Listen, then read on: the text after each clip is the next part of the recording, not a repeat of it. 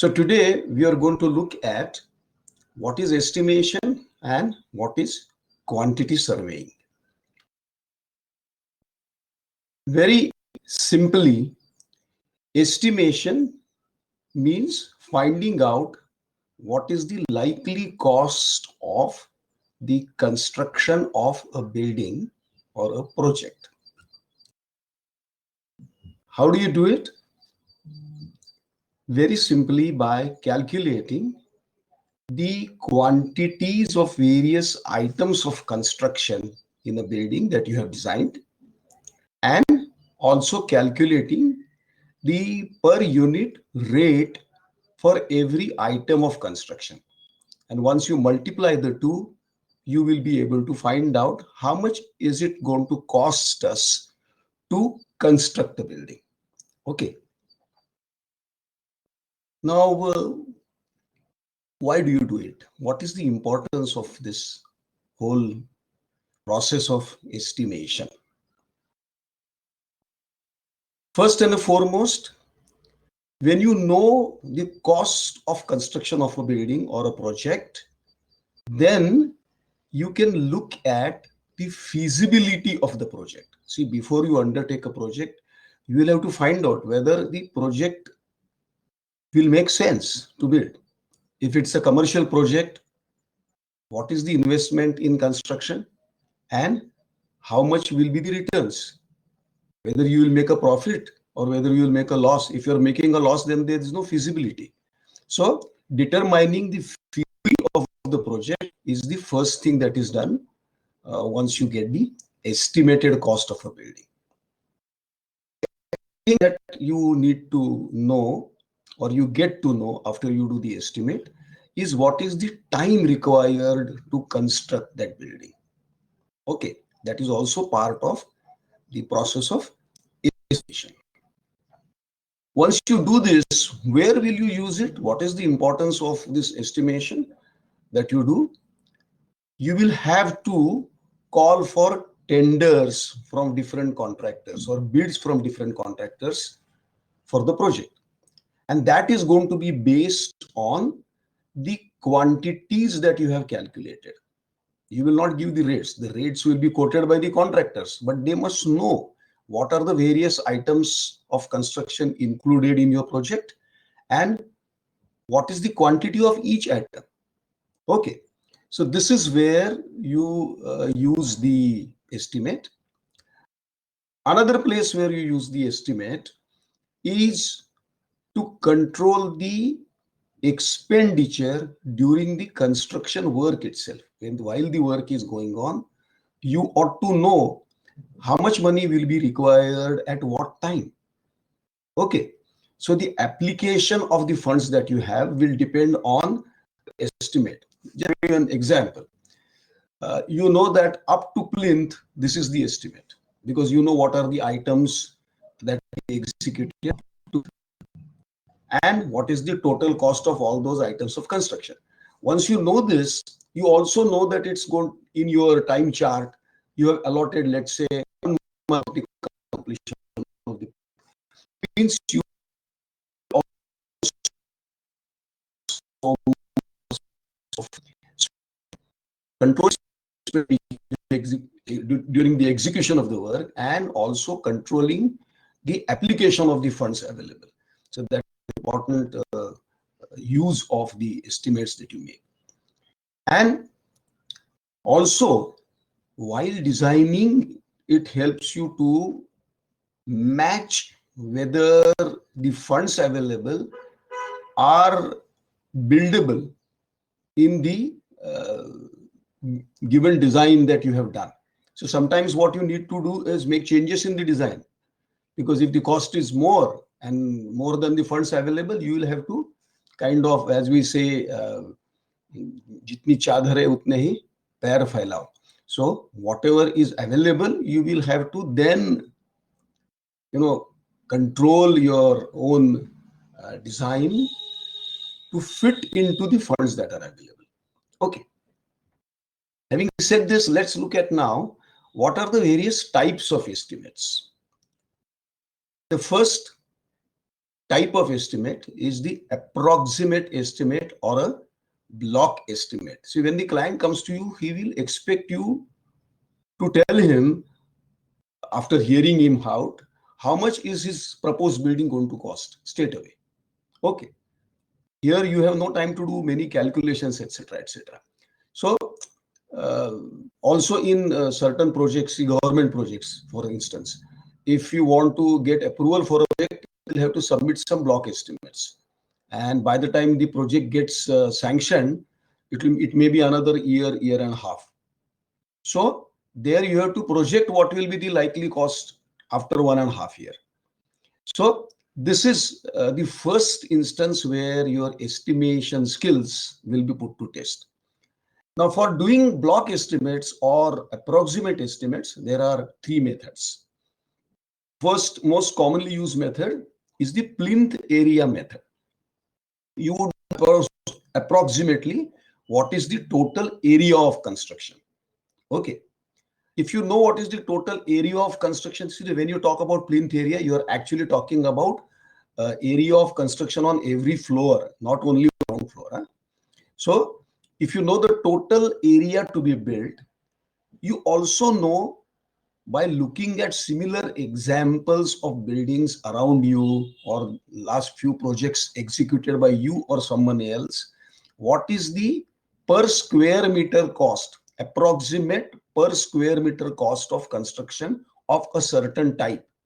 And you can use that and multiply the plinth area by that per square meter cost to get a rough idea as to what will be the total cost. So this is one of the simplest method of doing a block estimate.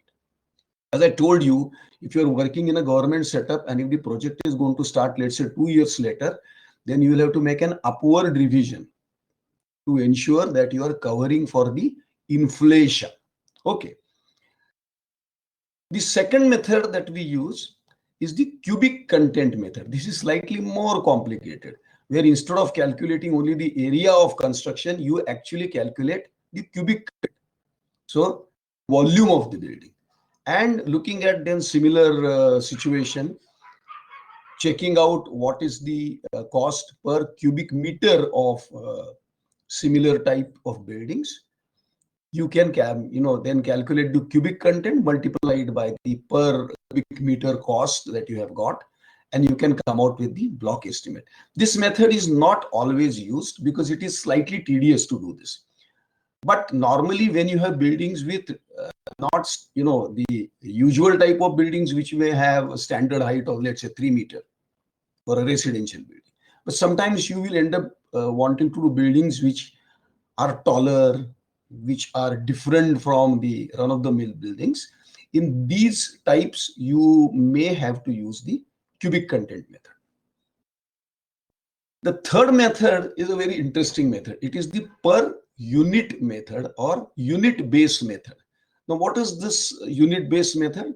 It is usually applied to special type of buildings. For instance, a hospital. Now, a hospital, the area, etc., maybe anything, but usually hospitals are designated as 100-bed hospital, 200-bedded hospital, 150-bed hospital. Okay. So here the unit is bed. So you may give a block estimate of a hospital based on the number of beds that are there in the hospital. Okay. Or for that instance, even a hostel. Now you say that this hostel has a capacity to accommodate 40 students. Then the unit for calculation of the unit-based method is these 40 number of students who stay in the hostel. And here again, you take of similar buildings done earlier. And suppose there is a hostel which was built for 100 people. And if the cost was X, then you know that X divided by 100 is the cost per student. And then now if you want to do a hostel for 120 students, then you multiply that X divided by 100 cost that you have got and multiply your student strength, that is 120, and you will get the block estimate for the hostel based on the unit base method. So these are the three types or three methods of doing a block estimate. Now let us look at the detailed estimate, and this is what we do most often. Okay, so what is the method? First method is to calculate the detailed quantities of every item of construction. Now, what do you mean by detailed quantities? For instance, if you are calculating the quantity of columns, RCC columns, then you know what is the width, what is the breadth, and what is the height of each column. So you multiply these three, and whatever you get is the cubic content. And if you calculate the entire number of columns, all the columns in your building, and if you calculate their volume, then you will get the quantity, detailed quantity of all columns, or for that item of providing RCC column in the building, you will get the calculate the quantity. Okay. But similarly, you do this for every item of construction. Second thing that you do is calculate the rate per cubic meter of the column. That means you find out how much will 1 cubic meter of construction of RCC columns cost, taking into account the local rates of materials, local rates, labor rates, transport, and there are many other things which we will discuss later when we discuss rate analysis. But you calculate the likely rate, likely cost of constructing 1 cubic meter of that column, and that will be the rate per cubic meter for the RCC column. And you do this for every item of construction. Once you do this, then the third stage, the third thing that you do is create an abstract or a statement in which you will write the various items of construction, you will write the quantity for each item, you will then multiply it, you will write the rate and multiply it, the quantity by the rate, and you get the total cost of every item, and you will make a sum total of everything, and you will get the detailed estimate for your project. The third type of estimate is a supplementary estimate. Now, what is a supplementary estimate? See, during construction, sometimes changes can happen in the construction itself. And when you make the changes, there may be certain items which are not included in your tender at all. See, suddenly there may be a new construction item. Now, for this, you will have to make a separate estimate. The process is the same, but it is an additional estimate for additional things that you are doing in your building, and therefore it is called a supplementary estimate. As far as possible, you must make an effort not to arrive at a situation where supplementary estimate is required. But there are many things which are not in your hands as an architect, and you may have to resort to creating a supplementary estimate. And the last type of estimate is the repair estimate. Sometimes the buildings will have to be repaired, and for that you will need to make a separate estimate. Now, what is the difference between repairs estimate and general detailed estimates that you make? See, usually repair work will involve very small quantities of different items, and when you have to execute a small quantity, the rate will be much higher. Okay, because let's say you are calculating the rate for plaster, then the team of the labor that you employ will have to be paid for the whole day. Now, when you calculate rates uh, for your general estimate, you will calculate how much work that labor will do in one day, and accordingly calculate the labor rate. But here, the work that is required may be only for 10 minutes, but that fellow is going to charge you for the whole day. So the rate for that little bit of plaster that you have to do maybe 2, 3, 4 times of the normal rate, labor rate. Okay. So repair estimates, quantities are easy to check out and calculate, but the rates are slightly difficult to calculate because you have to take into account the total quantum of work for repairs. So these are different types of estimates. Now let us look at how do you record the measurements while doing quantity surveying, because the first stage, as we said, is to calculate detailed quantities of different items of construction. Now there is a certain method used for recording the measurements of different quantities, and there are actually 6 methods. First method is counting numbers. For instance, let's say you have wash basins. So how many number of wash basins do you have? Okay, so very easy to calculate. Second method is running length method, or calculating the length of that item. For instance, let's say you have pipe work. Let's say you have 12 pipe for water supply. Then the quantity of that pipe will be measured by calculating the running length of the pipe. Again, very simple quantity to measure. Third type of third method of recording measurement is area. You have, let's say, plaster. Plaster will have to be measured as area. So again, you take two dimensions, length and breadth, multiply, and you get the area. Fourth method of recording measurement is recording volume. I gave you the example of RCC column. So here you have to find out three dimensions of that particular item at different places in the building and multiply all three to get the volume.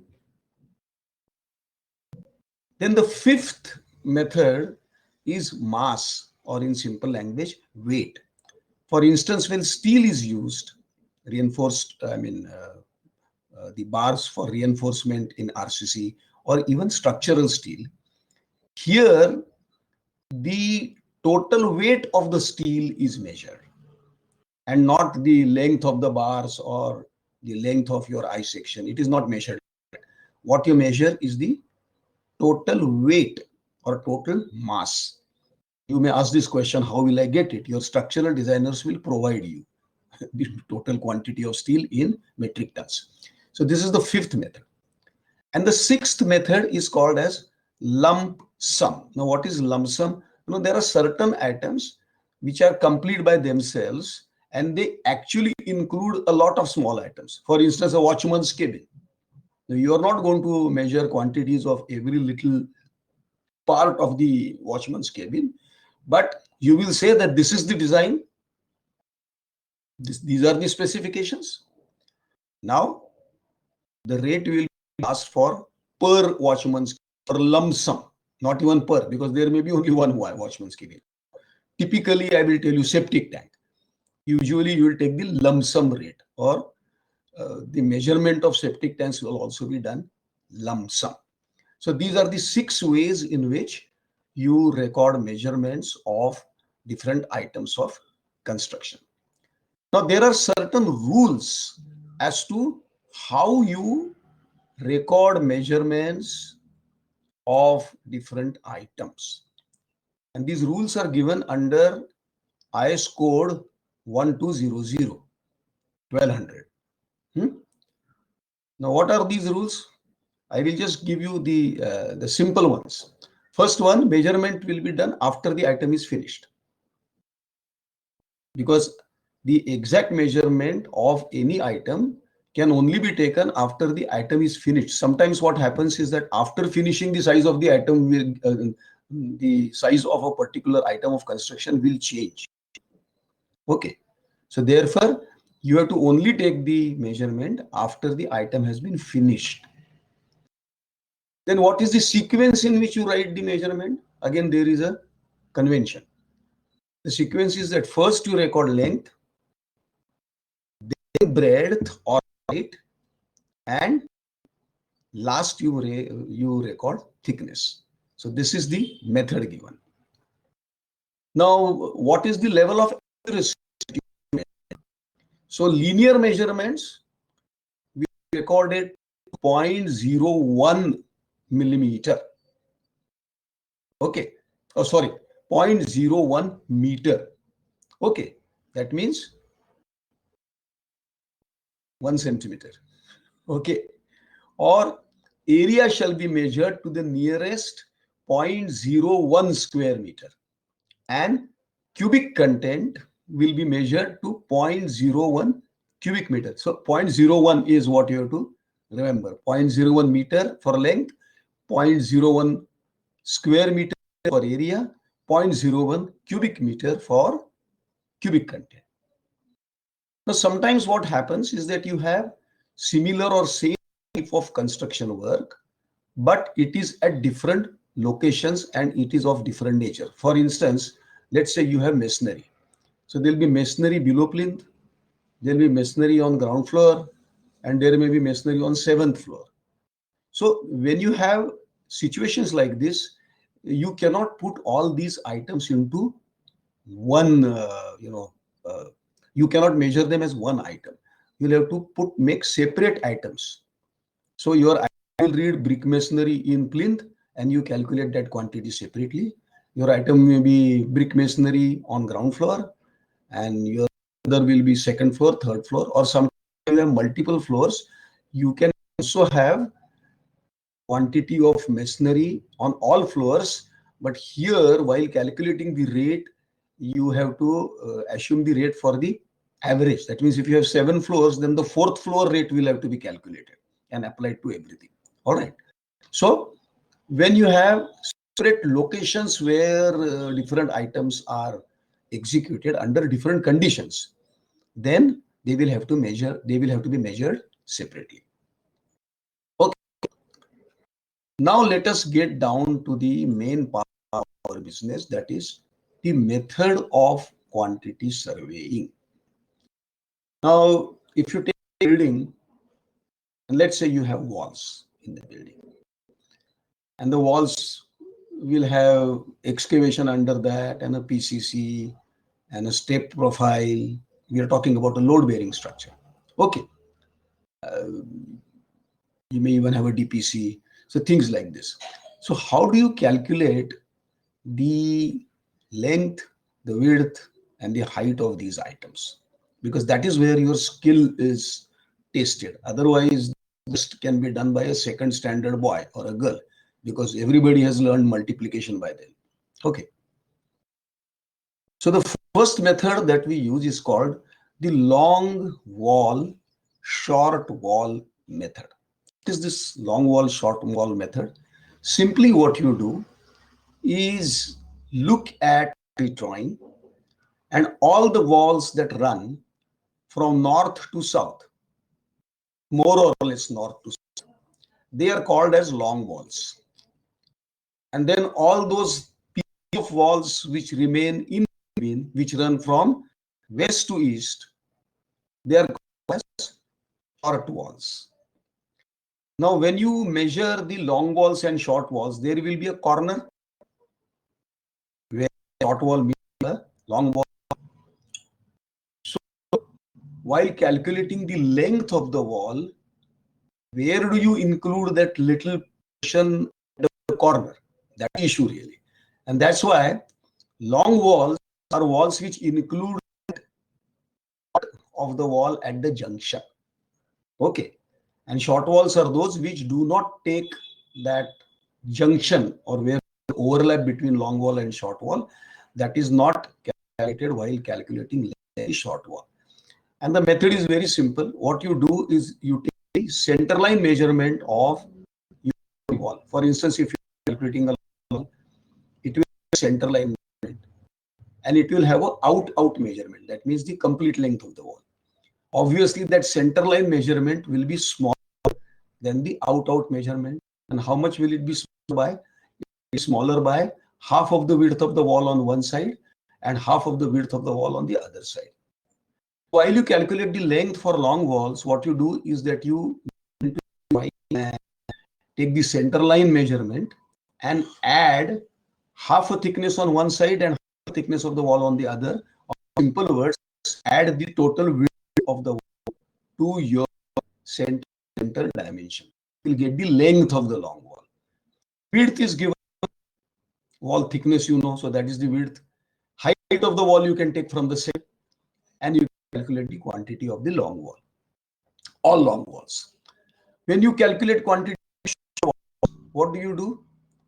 Here, remember that if you center dimension of the short wall, there is that little half of the wall from one half wall width to the other end already included in the long wall. So while calculating the length for the short wall, what you do is take the center to center dimension from your drawing and deduct the width of the wall from it to get the length of the short wall. So long, you add the width to the center to center dimension. Short wall, you deduct the width from the center to center dimension. This way you can calculate the lengths of all walls in plan. Widths, heights you can calculate from section. You can use the same method for all items to get lengths. Okay. The second method is called the center line method. What you do is that you just add the center line length of all walls, excluding those walls which meet at each. Okay. Now, the center line length, the total of the center line length will give you the total, the external wall dimensions. Center line multiplied by width multiplied by height. When it comes to the inside walls, there calculating length, you reduce again like the wall, the width of the wall from that end where it meets the outer wall. Okay. This may seem a little difficult for you to understand when I'm talking about it, but in the next sessions that we do, I have actually included videos, and if you look at them, you will be able to understand very easily. Okay. And the third method is partly center line and partly short wall method. This is normally used for buildings which have external walls which are thicker and internal walls which are thinner. Also used for RCC structures where you have to only calculate length between column to column. Okay. So these are the methods for calculating lengths, and these are the very important methods because they are used for everything.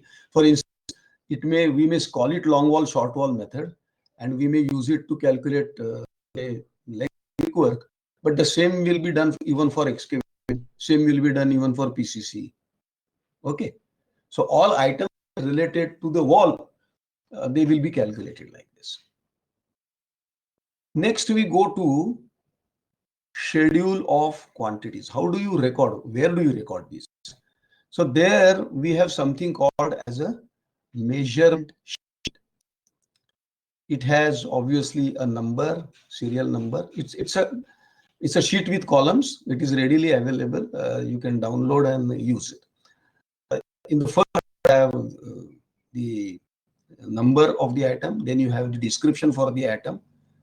Then you have numbers. Now, sometimes you may have, let's say, number of windows of the same size, right? So you don't calculate for each window separately. If there are 5 windows of the same type, you will say 5. So number is the first column. Second column is obviously length, then width, then height. Next column is per. Next column is unit. That means, numbers, length, width, and height. Next column is total, where you simply multiply all that and write the multiplication. And there is one more column which we leave, that is for remarks. If you want to write anything there, you can write it for your own reference. So this is the measurement sheet. Next, you have what is called as an abstract. Now, the abstract is something that you use for even your tendering process, contracting process, etc. It is actually a collection of all the quantities and rates, etc. So here again, what you have is number of columns. First column is for number, the item. Second column is for description, where you write the brief specification for that item. You write there. Third is quantity. Fourth is per. Fifth is unit. Sixth is rate. Seventh is total. So in the first one, you write the quantity, so many cubic meters, let's say. Then the next item is per and cubic meter. So you have to write CUM. Then the rate per cubic meter and multiply the two to get the total. And at the end, you make a total of all, the cost of all the items. This is called the abstract. Again, it's a very standard format available everywhere. Now, there is something else that you need to do sometimes, and that is create a schedule of material quantities. Now, how do you do that? See, you may want to know how much sand is required. Now, how do you do it? You know that per cubic meter of RCC atom, let's say you need 0.45 cubic meters of sand per cubic meter. You know that. Okay. So, whatever RCC atoms are there, you total them up, you get the total cubic content, you multiply that by 0.45, which is sand required per cubic meter of RCC work, and it will give you total sand required for the RCC work. Similarly, for plaster, for instance, for let's say for plaster, let's say you have 19 thick plaster. You have the total area, multiply that by 0.19, it will give you the volume of mortar required. Now, with this, you know how much of sand is required per cubic meter of mortar, and that is dry mix and not wet mix. So there, that is 0.28 cubic meters. You multiply that by 0.28 and you will get the total sand required for the whole project. So like that, you have to also learn how to maintain a schedule of material quantities required. Okay, we will learn all this while we go ahead and study in next few sessions. Now let's see quickly, where do you use quantity surveying? We have looked at it once, but I will quickly go through. First of all, you use quantity surveying while preparing estimates. Secondly, you use it during the design process. Now, this is very important. Nowadays, you use computers more often than drafting on board, and you also use what is called as BIM. BIM is Building Information Modeling, or the softwares like Revit, etc. Now, what they do is, remember, every time you draw a line on paper, you're actually saying that there is an intervention. Every line says that, let's say you draw two lines, it is indicating that you are drawing a wall. Okay. So in BIM, when you create your building information model, it gives you directly the quantities all the time. As soon as you draw it, the quantity is given to you via BIM. In my time, when BIM was not available, we had to make a fair assessment of what we are drawing and what is the likely quantity going to be of a particular item. Okay, it required a lot of effort, and nowadays for you it is easy. Use BIM, you will know the quantity of every item of construction as soon as you put it in your design. All right, and when you know what is the quantity of these items, it becomes very easy for you to know what is the likely cost of the building as you design, and this is a very good aid that you get because of BIMs. Next use of quantity surveying is during cost planning and cost management and application of funds. I have already talked about application of funds. Or cost planning is something which you do by looking at what you draw and what you design and what is simultaneously the material specified, because that can tell you how you can alter the cost. This also requires some skill, but you will acquire it after maybe 15-20 years of practice. You also use quantity surveying during the tendering process. I have already told you, we create the abstract, you don't write the rates, and you ask contractors to quote the rates. That is how tenders are called. Okay. Then there are 2-3 very interesting and important uses of quantity surveying, which I must make you aware of. One is while checking contractors' bills. Contractors, when they do this construction, when they do about 10% of the work, they will submit a bill to you, giving quantities of different materials and even measurements. And you will have to go and check the measurements on site and then multiply them and arrive at a conclusion as to what is the cost of construction as of that day on site. And for this, you require the use of quantity survey. When the building is complete, there will be a final bill also. So for interim or final bills, for checking these, you will require knowledge of quantity survey. Another thing is sometimes you are asked to evaluate or do the valuation for old or new buildings by different agencies. Okay. Now here what you will have to do is measure an existing building, take measurements and do quantity surveying, find out the rates and then accordingly make the valuation, right? You are not doing an estimate because estimate is something that you do before the building is constructed. A valuation is something that you are doing for a old building where the building is already in existence. So you're only going to go and take measurements, apply the rates and find out the cost. Okay. So valuation is a very important uh, place where you need to use your skills of quantity surveying. And the last and very important use of quantity surveying is for settlement of claims and dispute resolution. See, there can be a dispute regarding the billing that you do between contractor and owner, or sometimes you are appointed as an external agency to solve any kind of a dispute. Here again, sometimes you have to take measurements, find out what are the rates available for that particular item during that period, and then help in resolution of dispute or management of dispute. So these are the different uses for which you can put your skills of quantity surveying.